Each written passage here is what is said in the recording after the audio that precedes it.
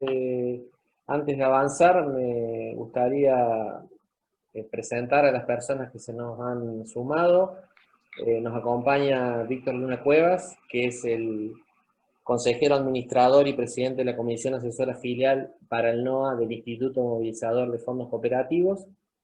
Y también, como ya lo había anunciado al principio, Amalia Jiménez, quien es la coordinadora para el NOA del programa INAE en las calles, ¿sí? Así que bienvenidos, compañeros, ¿sí? Hay un par de preguntas, Juan. Una, más que una pregunta, parece una afirmación, pero bueno, estaría bueno que nos des tu opinión. Acá una compañera dice que sin el acompañamiento del gobierno es imposible. ¿Mm? Después Rubén dice, ¿qué piensa Juanjo que para el IFE en 3 semanas se inscribieron 11 millones y para el RENATEP en las 4 primeras semanas se inscribieron 465.000 personas y mirando la torta de actividades de los inscritos, la mayoría son de salario complementario y programa futuro? ¿Por qué cree que no se inscriben aquellos de la economía popular que viven exclusivamente de su salario? O sea, ¿por qué no se inscriben, no? Bien. Bueno, la primera pregunta, digamos, habría muchas justificaciones, y ahora después podemos charlar un poco de eso al final, sobre por qué no es posible sin el Estado. O sea, yo lo que creo, digamos, por ahí, parafraseando un poco a Alberto Fernández, es que sin el Estado no se puede, pero con el Estado solo no basta. Digamos, me parece que eso podría ser una buena definición.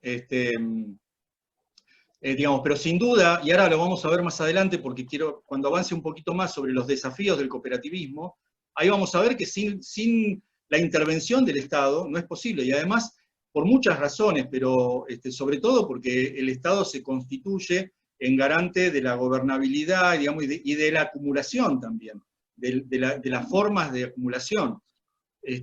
Por lo tanto, también, o sea, sin el Estado no se puede, efectivamente, ¿no? Sin el Estado no se puede.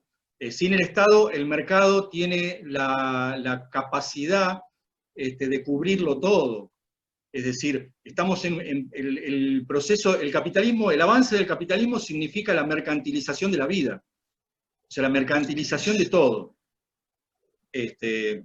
Digamos, de hecho, digamos, algunas cuestiones que tienen que ver, por ejemplo, con el clientelismo político, tienen que ver con la mercantilización de la política. Entonces, a eso hay que ponerle frenos. Digamos, hay que poner freno al avance del mercado en la vida, al avance de la lógica, digamos, de la racionalidad formal instrumental para todo, que es la idea del neoliberalismo, básicamente, el mercado total. Todo se puede comprar, todo se puede vender, todo tiene precio, hasta el amor puede ser comprado y vendido, de alguna manera, ¿no? Digamos, ¿no? O todo se puede pensar desde esa lógica. Digamos, bueno, en realidad la gente no piensa con esa cabeza, en general, los sectores populares no piensan desde ese lugar. Desde el cooperativismo nosotros también, la idea es promocionar un capitalismo transformador que busque el buen vivir de todos, por lo tanto, digamos, sin duda que sin el Estado no es posible. Lo del IFE y el RENATEP, la diferencia que existe, digamos, yo puedo contar la experiencia que tenemos acá en la Municipalidad de Valle Viejo y digo, la gente tiene miedo.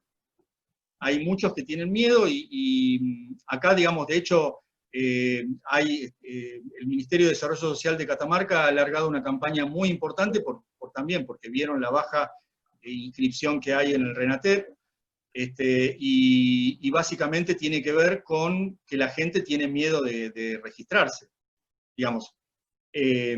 Digamos, es que muchas veces ha pasado, yo quiero recuerdo muchos cuando se inscribieron en el monotributo social y que después quedaron enganchados con el monotributo, con deudas.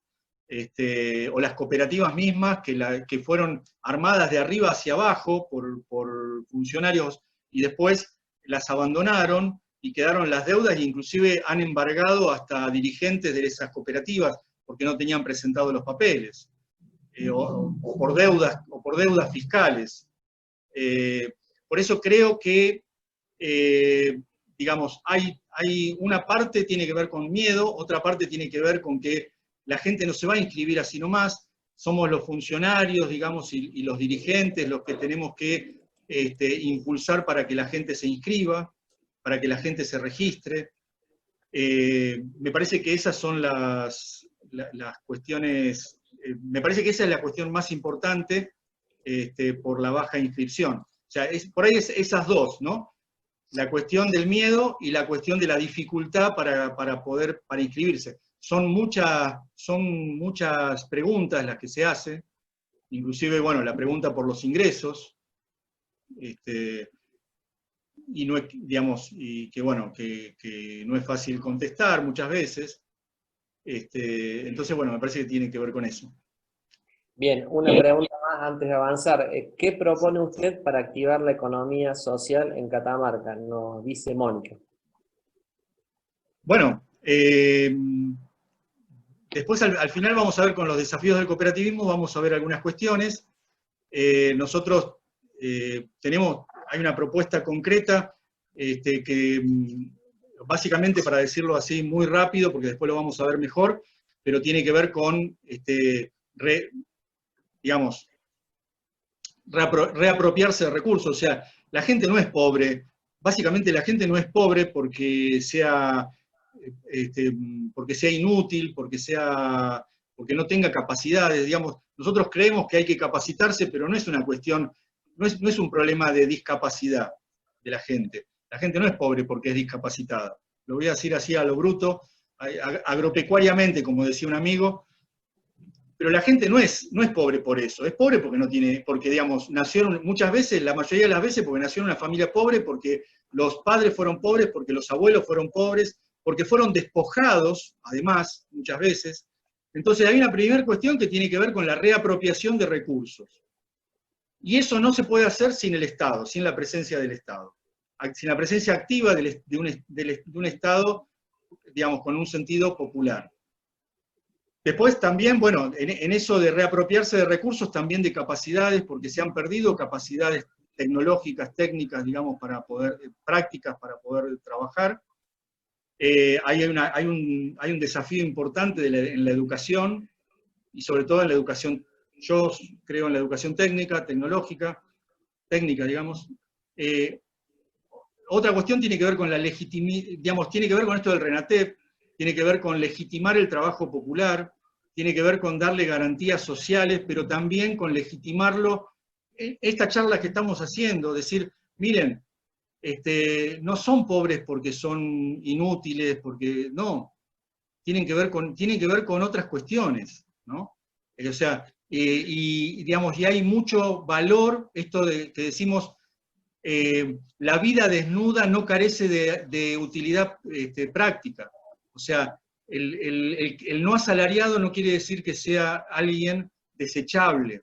Digamos, es alguien, digamos, hay que darle garantías sociales, y además hay que brindarle, además de seguridad social, hay que brindarle, hay que generar un fuerte impulso de sensibilización pública sobre el trabajo local, sobre el buen trabajo, la idea del buen trabajo. Hay que trabajar esas cuestiones. Por último, el tema del mercado, construir otros mercados solidarios, sociales, otro tipo de mercados de cercanías, mercados que de alguna manera acerquen al productor con el consumidor, que recompongan el vínculo entre el que trabaja y el que consume. Bueno, y todo esto para mí también es importante, la organización popular, es importante el asociativismo, el desarrollo de cooperativas, el desarrollo de mutuales, el desarrollo de organizaciones, digamos, de organizaciones libres del pueblo, organizaciones económicas populares o el nombre que le querramos poner, que defiendan los intereses del sector y genere, además de defender los intereses del sector, genere satisfactores para el sector. Satisfactores autogestionados para el sector. Eso es lo que vamos a ver ahora en la segunda parte. Una última pregunta, Juan. Sí. ¿La economía popular se podría decir que responde a una cuestión estructural? A diferencia de la economía social y solidaria, ¿qué tiene otros principios? ¿Qué tiene otros principios? Claro. Bien, es una buena pregunta. Lo que estamos viendo, y ahora lo vamos a ver en los gráficos que vamos a ver ahora, es que es una cuestión estructural. Hay dos cosas, ¿no? Que es un juego. Por un lado, es una cuestión estructural. El sistema capitalista genera un sector, o sea, el capitalismo financiero no necesita trabajadores. A diferencia del capitalismo industrial, donde la idea era generar trabajadores, producir, digamos, la familia era la que producía los trabajadores que iban a trabajar a la industria, pero además eran los que consumían. Bueno, el capitalismo financiero ya no necesita trabajadores. Lo único que necesita son consumidores. Entonces vamos a ver también que hay proyectos que lo que plantean es que la gente se quede en su casa consumiendo. Esto es una alternativa. Nosotros creemos que el trabajo dignifica a la persona, integra socialmente, el trabajo con otros, porque el trabajo siempre es con otros, y la producción siempre es social. El trabajo con otros nos integra y nos da una identidad. Entonces creemos que el trabajo es siempre necesario, y eso también es parte de la segunda parte de la charla. Bueno, con esto sí cerramos la primera parte. Carolina nos dice, se entiende que hay que descongestionar el Estado, pero se necesitan políticas públicas para fomentar y proteger a la economía social. ¿Qué otros actores podrían apoyar las economías sociales? Bien, yo creo profundamente en la propuesta del INAES, de las mesas de asociativismo, y creo que ahí está el apoyo más fuerte, ¿no? Ahí debería estar el apoyo más fuerte. Yo creo en un cooperativismo que surja desde abajo y que reciba el apoyo desde los sectores, desde el cooperativismo más instalado, digamos, pero no como una dádiva, como una migaja, sino, digamos, integrando al cooperativismo popular, digamos, como parte del mismo sector. Esto es complejo, no es algo sencillo, pero me parece que las mesas de asociativismo es un lugar importante para poder hacer esto. Digamos, yo creo en la necesidad del apoyo del Estado, del apoyo, bueno, de las universidades, de los centros de formación y de generación de conocimiento. Me parece que tienen que integrarse en las mesas de asociativismo y que pueden ser muy útil. Y me parece que eso es fundamental, ¿no? Para desarrollar, digamos, porque otra cuestión es que la economía social y solidaria, es cierto, tiene otros valores, tiene valores, es una economía con valores y con otros valores, pero, digamos, es una economía que no se puede desarrollar desde el poder central del capital, digamos. Esta idea de los socialistas utópicos, de generar ciudades solidarias desde arriba para abajo, no funcionó. Y hoy no va a funcionar tampoco, de hecho no está funcionando. Cuando el Estado desde arriba trata de generar cooperativas, no funcionan. Entonces yo creo que es desde abajo, desde donde las cooperativas, desde donde la economía social y solidaria se va a nutrir.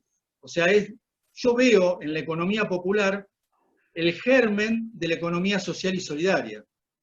digamos, de hecho, no puede ser desde los opresores, desde donde se genere, esto es algo por ahí más de la educación popular, digo, de Paulo Freire, pero digamos, no es desde los opresores desde donde se va a generar la liberación, básicamente, para decirlo en términos setentistas, digamos. Pero creo en eso, creo que es yo creo que la economía popular, si lo sabemos trabajar, si lo sabemos acompañar desde una mirada que no sea miserabilística, podemos generar otras cosas distintas a las cooperativas débiles y dependientes de funcionarios públicos.